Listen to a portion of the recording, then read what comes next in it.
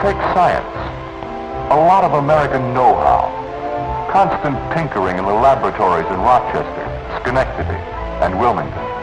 Experimenting with the mysteries of electronics. Continual research. People constantly working to improve the qualities of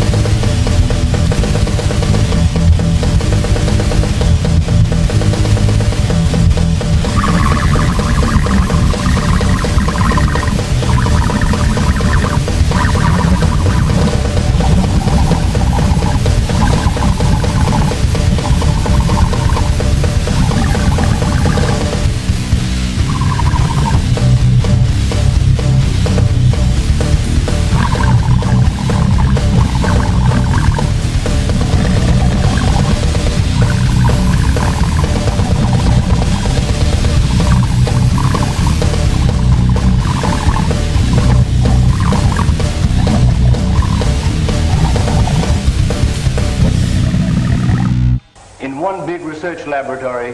They're trying to find out what makes grass green. And the answer to that question may keep us industrially busy for years.